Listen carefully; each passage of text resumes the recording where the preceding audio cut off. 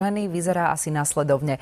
Oblečenie, topánky, šperky a kozmetika od výmyslu sveta. V bratislavskej Inchebe je preto v týchto dňoch asi najviac žien na meter štvorcový. Začala sa výstava krásy. Tento rok jej dominuje prírodná kozmetika, novinky v starostlivosti o telo a najmä trendový jemný make-up. Po novom by nás už naše milé polovičky nemali v žiadnom prípade vydesiť nejakým príšerne zmachleným fejsom. Áno, návrat prirodzenej kráse je momentálne trendom určite dnešnej sezóny. Ja sa toho veľmi predržiavam. Červené, zelené, modré, strieborné a iné neprirodzené farby už vyšli z módy. A tak na ženskej tvári po nalíčení nevidíte radikálne zmeny. Hádam iba s výnimkou čiernych liniek a krvavo-červených pier. Dúfam, že to teda pravda, že mužom sa červené pery jednoznačne páčia.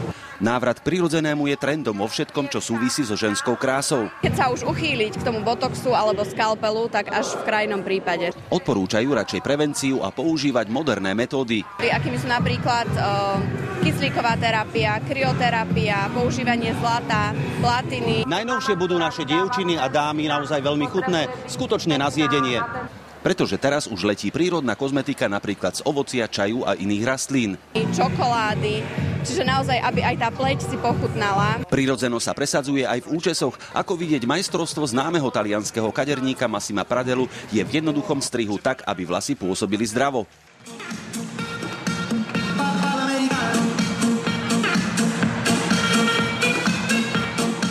Anton Adamčík, televízia Joj. Maďarský súd vyhovel ultrapravicovému Jobbiku. Jeho reklamný volebný šot, v ktorom sú terčom útoku Rómovia, musia odvysielať verejnoprávna televízia i rozhlas. Jobbik označuje za parazitov cicajúcich maďarskú krv aj politikov, banky a nadnárodné koncerny. Volebný spot Jobbiku odmietli médiá odvysielať najmä pre výraz rómska kriminalita. Podľa súdu médium nezodpovedá za obsah politickej reklamy, preto odvysielanie urážlivého šotu nemôže odmietnúť. Za týždňové omeškanie odvysielania spotu chce strana vysúdiť odškodné.